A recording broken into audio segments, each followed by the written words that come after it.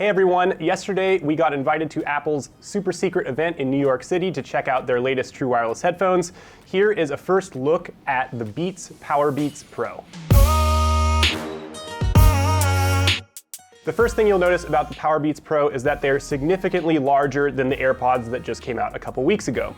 They have a nice looped over ear design, so they'll fit nicely in your ears, and also have great silicone ear tips for an awesome seal. There are two major selling points for these new headphones. One is that they do boast some form of waterproofing. There's no official IP rating because Apple doesn't do that, but they say that they will resist sweat and rain, although they can't be dunked in water. The other major selling point is that they have an astonishing 9 hours of battery life, so you can listen to your favorite music for an entire workday without having to pop them back in the charging case. Speaking of the charging case, it is a very large one to accommodate the size of these headphones, but it does include the same 24 hours of stored battery life that we've seen from the AirPods in the past. It's also charged by lightning cable, so you'll get juiced up pretty quickly. Unlike the new AirPods, this case will not feature wireless charging, which may be something of a ding to those who love their wireless charging pads. Like the new AirPods, the Beats Powerbeats Pro have Apple's latest H1 chip,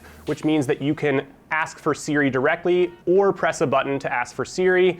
And both headphones feature independent volume control and can be used separately for if you want to just have one headphone in at a time. Like on the AirPods, the H1 chip means that you'll very easily connect to any Apple device, but the headphones are also compatible with Android devices via Bluetooth.